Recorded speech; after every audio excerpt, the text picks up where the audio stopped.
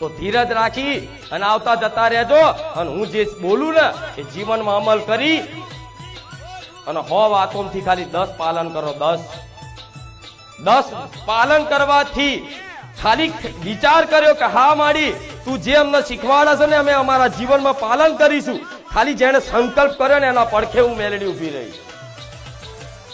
ભલે પાલન કરવાની તો વાત જુદી, ખાલી સંકલ્પ કર્યો કે હા માડી કાલથી અમે તું કહેશે ને તો માંસ મટન છોડી દઈશું, તું કહેશે તો માં દારૂ છોડી દઈશું, માં તું કહેશે તો 2 માની ચોરી છોડી દઈશું, ભલે માં અમે ભૂખ્યા મરીએ પણ માં ત્યાં કીધું છે ને તારી વાતનો અમે પાલન કરીશું. ખાલી સંકલ્પ કરે ને તોથી જે ભક્ત ઉપર મારી વિશેષ કૃપા નજર રહે કે દીકરાએ મારી વાત માનવાનું ખાલી સ્વીકાર કર્યું કે હા માં હું આ પાલન કરીશ. ભલે ફરી તમારથી પાલન ના થાય ને પણ તમે સંકલ્પ કરીને જાઓ ને તો લગીને હું મેલડી તમારી જોડે પડખે ને પડખે રહું અને જે વાત કદાચ તમારથી છોડાતી ના હોય એ બધી વસ્તુ ધીરે ધીરે છોડાઈ અને મારા ના બનાવી દઉં તો લગીને હું મેલડી ના જપું.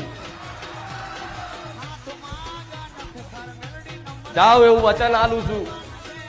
તમારા કદાચ નસીબમાં નહીં હોય, તમારા લેખમાં નહીં હોય, એ લેખમાં મેઘ મારે એનું નામ માતા કહેવાય.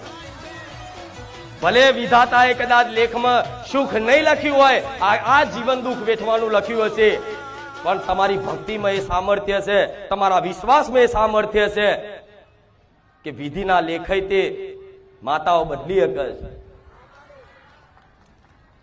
વિધાતાના ચોપડામાં તે કદાચ કોઈ દુઃખ, ગરીબી, દરિદ્રતા લખેલી હોય ને તો માતા એને કહેવાય કે એના ભક્ત ખાતર વિધાતાના ચોપડા જાતે લઈ અને લીટો મારી દે, એનું નામ માતા.